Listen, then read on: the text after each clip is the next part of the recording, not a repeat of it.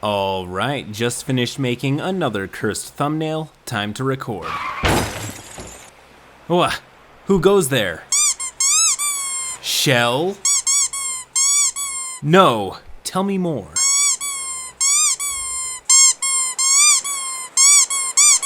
An impressive claim, but I don't believe you.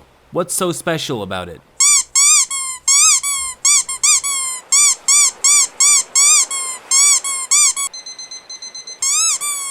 Wait, you dropped your link! Damn, now the link is all the way in the description. I'll never reach it there. Oh well, time to read a horror story. This is the second part of the Manchild saga. If you haven't seen the first video, I'll pop it in the description. I recommend you start there.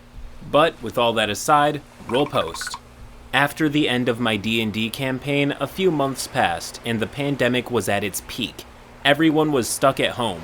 We were trying to fill the time with anything that we could do. Manchild had asked me if I wanted to join his D&D campaign. It would be set in the League of Legends world. I was very hesitant to participate since I knew nothing about League of Legends, nor did I play the game, which Manchild knew and told me that it would be okay since Goblin, another friend of ours, was going to join. And he doesn't play the game either, so I thought it would be okay. So I made a gunslinger, Sonia from Piltover. After researching where Sonia lived, I didn't look into any of the characters or any other places because my character wouldn't know any information in-game. So I didn't think I needed to. I would regret this later on.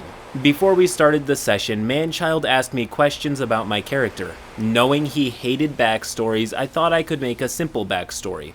I was used to making very detailed backstories, so I wanted to try and make a simple one where both my parents were alive and I was on good terms with them. And Sonia just wanted to explore the world.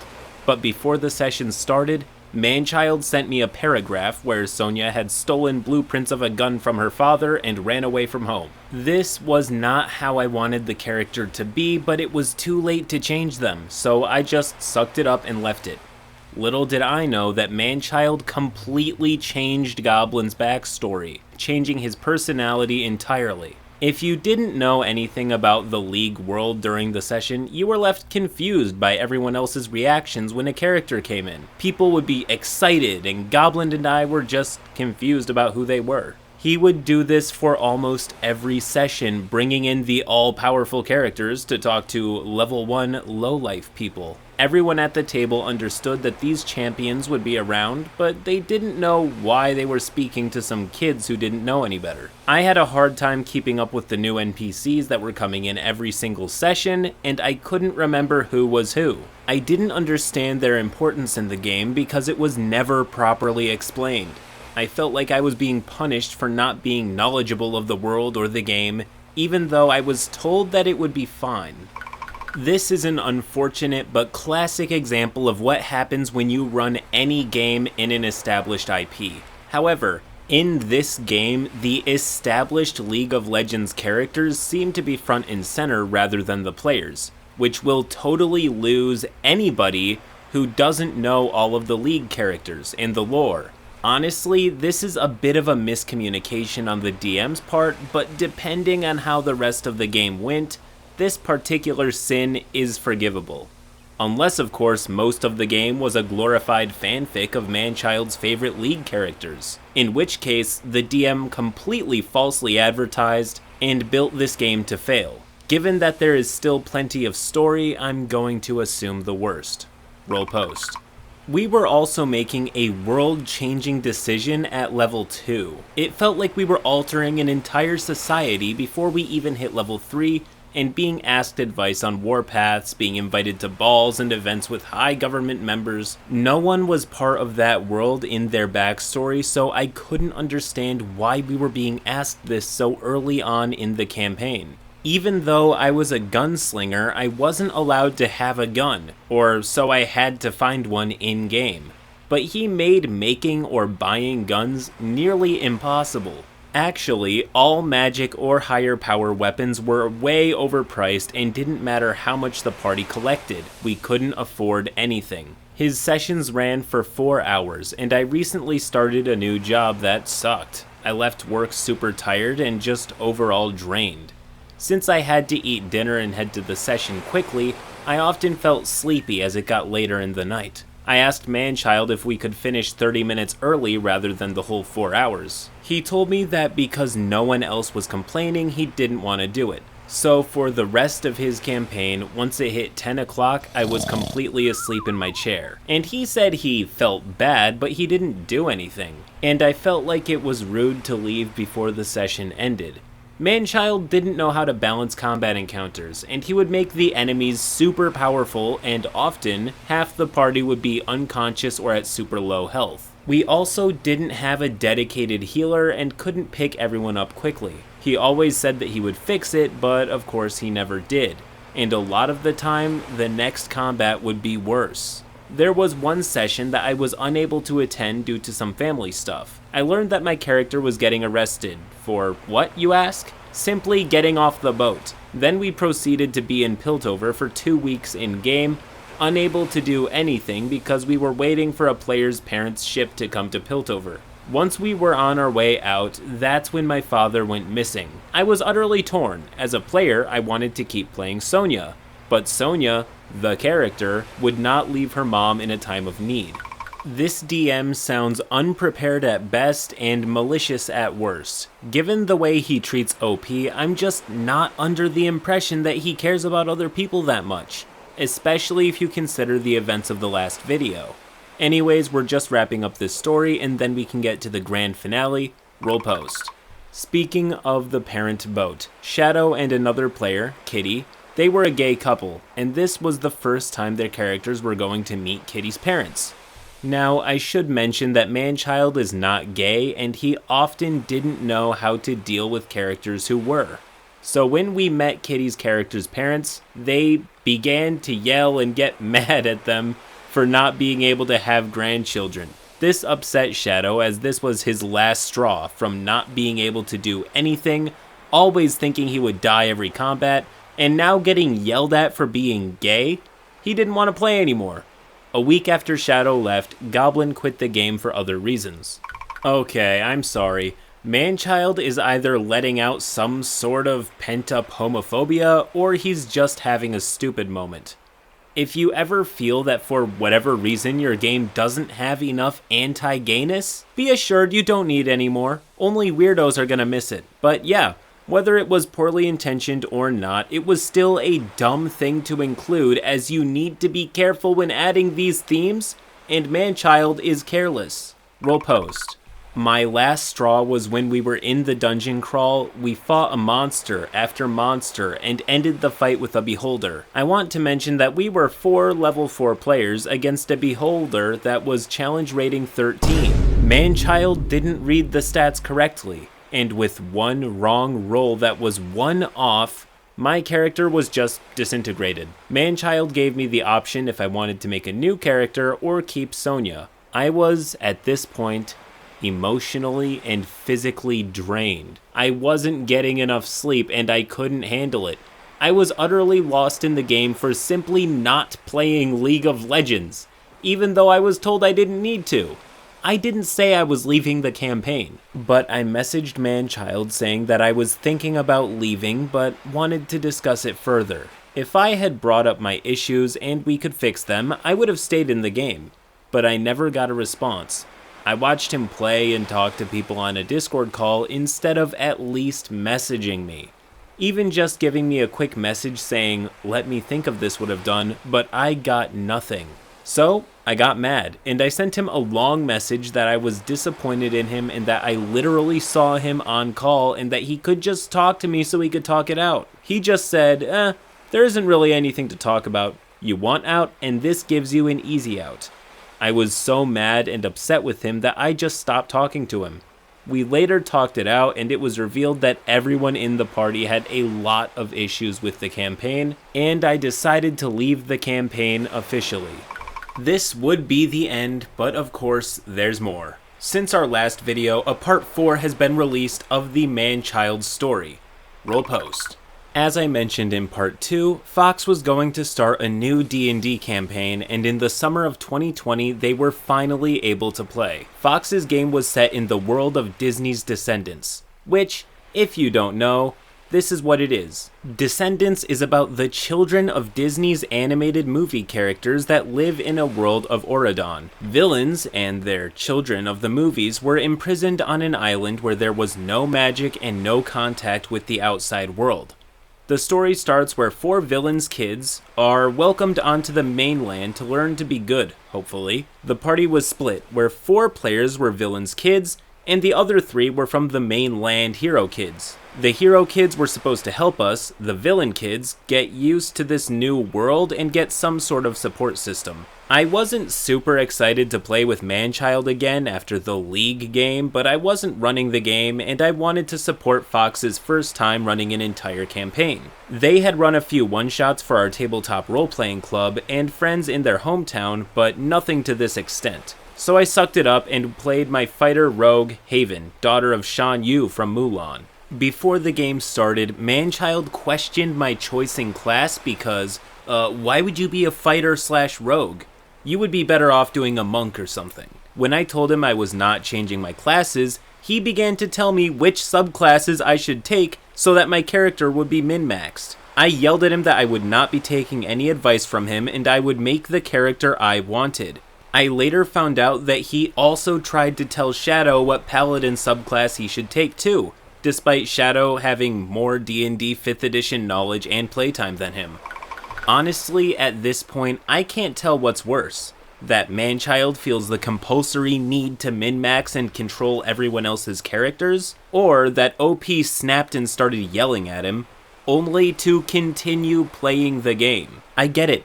Manchild is a highly unsavory person and not someone I would ever want to run a game with, but you've been playing this and he hasn't gotten any better.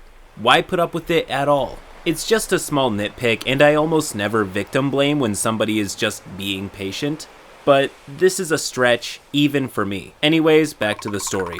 I should mention that Fox told us this would be heavy role-playing and that we would once in a blue moon actually fight. Everyone agreed, or at least we thought everyone did. Manchild started to complain about how our changeling, Chance, the child of Oogie Boogie, played by Shadow, was able to change their clothing along with their race, and asked Fox how he was able to. When he kept asking why Fox was very sleep-deprived due to school and insomnia, forgot that Chance had the cloak of many fashions. So he decided that this would be the perfect time to yell at Fox about how she was giving Shadow special treatment. Despite the whole campaign's premise, having the hero kids help the villain kids become better people, Manchild would tell us that we would never change and once a villain, always a villain. He also believed that Fox favored the villains over the heroes, but he was trying to control the story outside the campaign. Okay, so Manchild doesn't know or understand what the campaign is even about, despite being an active participant. I'm completely lost. This creature seems only interested in finding out how he's supposed to act or what he's supposed to do, and then doing the complete opposite. Conversion story? Nobody changes. Low combat campaign? It's min-maxing time. Even just the act of playing the game is met with him accusing others of preferential treatment. Anyways, let's finish this story roll post. On several occasions, he would force Fox into a meeting to try and help her with her DMing problem by telling her that she had way too many characters, which was a big issue in the game he was running. Again, they were favoring villains over the heroes, telling them that this is how the story should be told, and in these meetings, he would tell Fox that they needed to force the villains to talk to the heroes. Well, more his character. The thing was, we did. We would include him and speak to his character as he was literally one of the few people we knew at this new school. However, the more time we talked to his character, Manchild would insult our character and contest the leader of the villains, me, of my control of the group, which would make an already angry teenager upset, so my character, along with some others, stopped trusting him. This has gotta be the most spoiled player I've ever heard from. Anyways, in one of our sessions, he headed to Olympus for some of our players, who worship a god, to participate in a tournament while the rest watched and made a betting ring on who would win. We have free reign in between each game to do whatever we want, and Manchild's character, the son of Tarzan, had a plan to find a golden apple.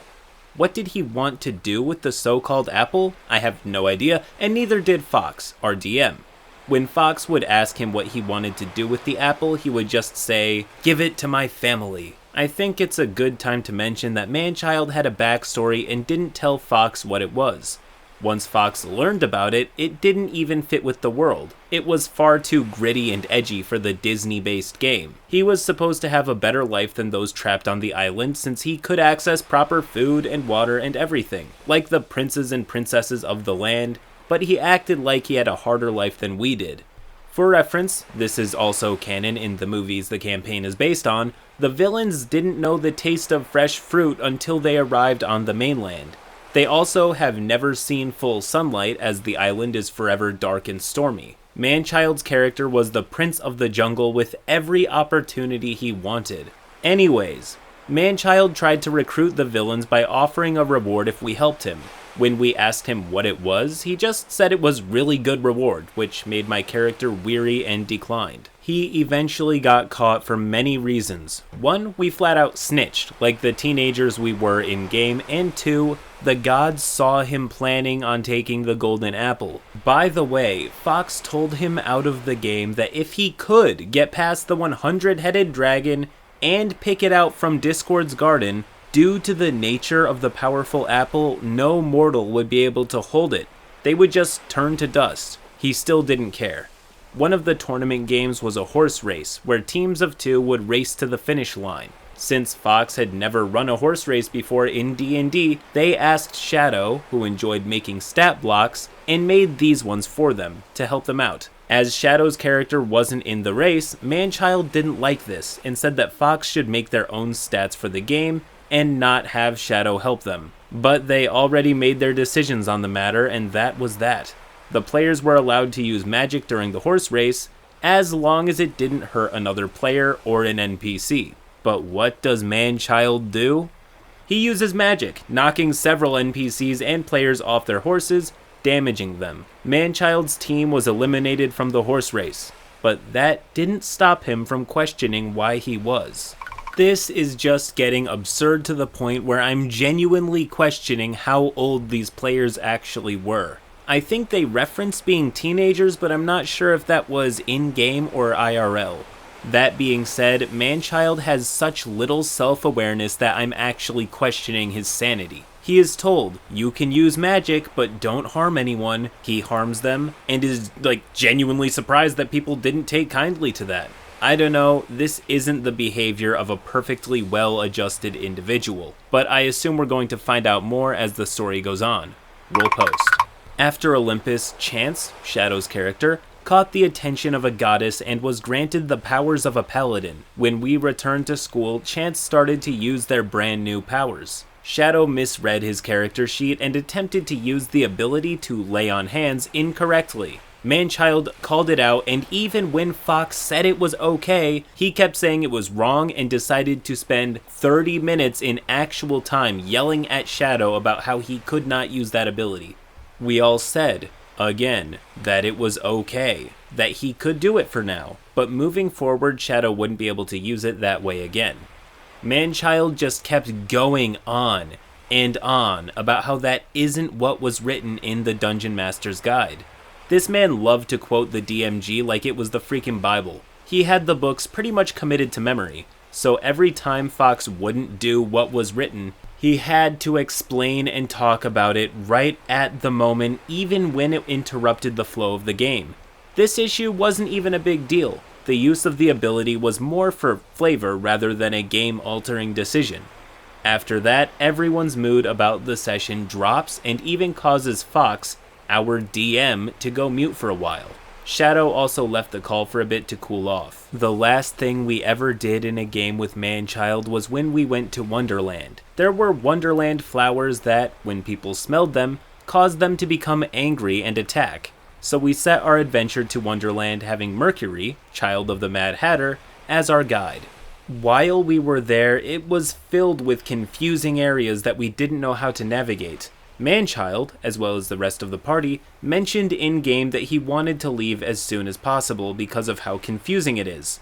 So we quickly found out that Andre, the son of the Red Queen, having new magic powers was unintentionally affecting the Wonderland flowers with his emotions.